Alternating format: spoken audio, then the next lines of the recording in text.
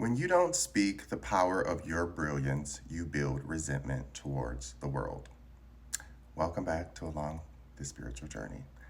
So, something that I had to learn a long time ago about myself, especially when I meet other people who are brilliant, and when I say brilliant, I mean their thoughts are so beautiful conceptually, emotionally. They're thinking up new recipes, they're thinking up new designs, they're thinking up new education, whatever. You know what I mean? Like just the type of person who just thinks in a way that wants to help and create and build, and they don't see it and you see it. And you're speaking your truth and you're being your authentic truth. And this person then sees you speaking your truth and they're attracted to your energy. And they like being around you because of this, because of how you speak your truth and how you exhibit this energy. But then, low key, a little bit inside of them, when they get to know you personally, they start thinking, who does this person think they are? Who does this person think they are? Right? And everyone's done it. I've done it. I've done it, and then I caught myself doing it, especially, again, social media. This is not something recent. I'm much past this level, but when I was younger, because we're all at that state of vulnerability when we want to just understand why things happen for others and not us. In my 20s, I was at that pace. Why is this happening for them and not me yet? Why is this happening for them and not me yet? I didn't understand.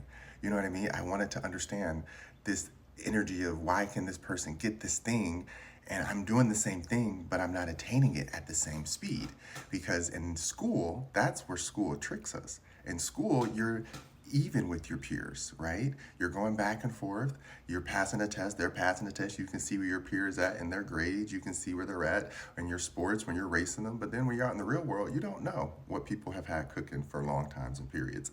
And for me, it was never about resenting others. It was how is it do I get to a space where I'm not bitter about other people's joy, right?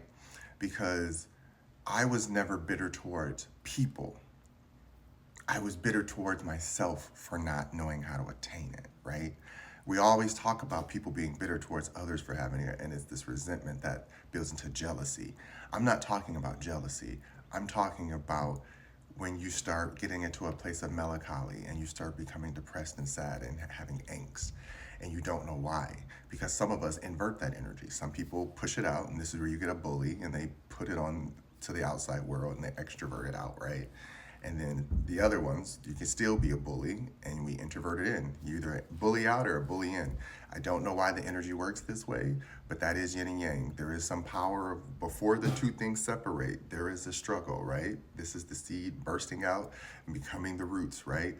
There's always going to be a level of discomfort before they split into two and become two halves of the whole. And so for me, recognizing that, okay, I am bullying myself into thinking that I'm not doing something right.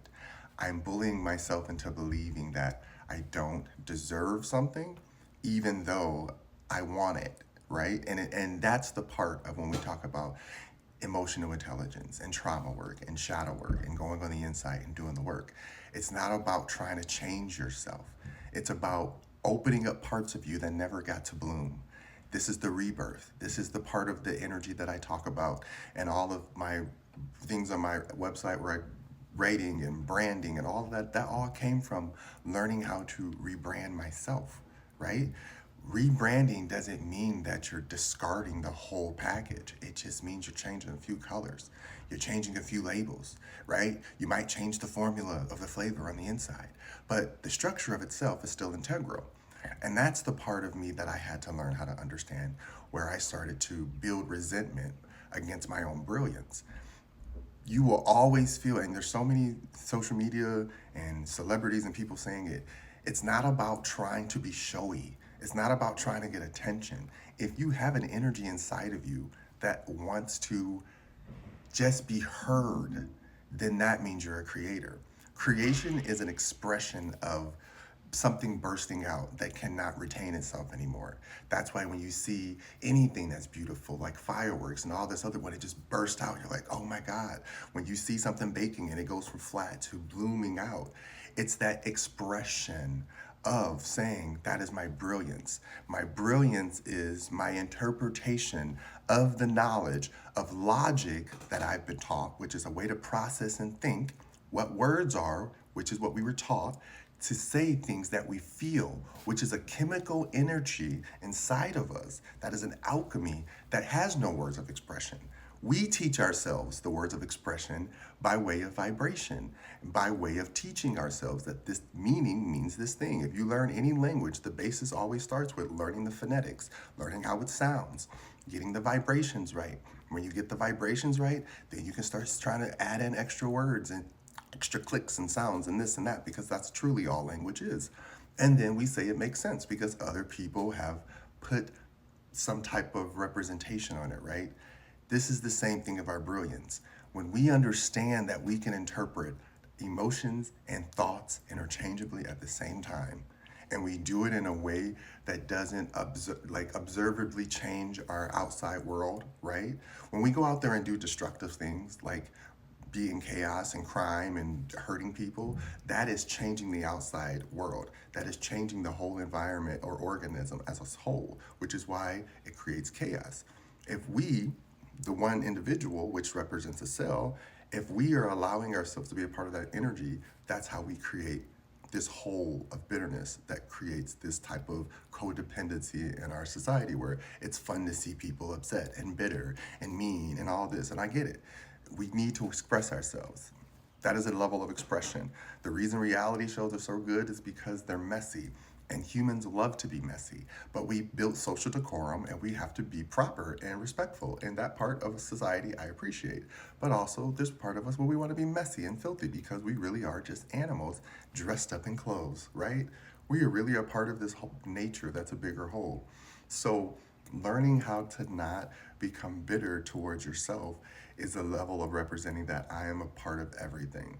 So, therefore, I have the right to create. I have the right to speak up. I have the right to be in that room or in making my own room or making my own space or being a part of another person's space because I enjoy it. It doesn't matter whatever you choose.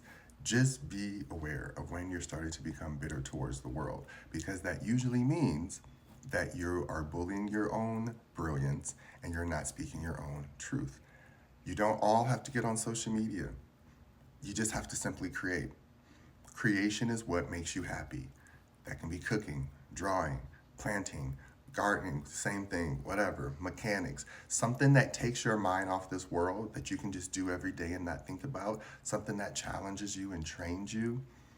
That's how you go out and you observe your brilliance. And then, yes, you have a day job.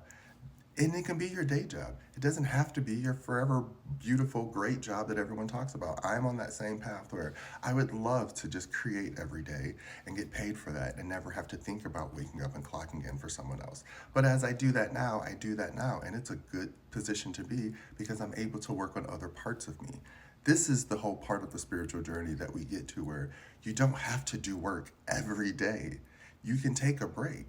You can do it at your own pace and speed, but when you start becoming bitter towards others, that means that you're lagging behind and it's time for you to catch up. So I hope that makes sense.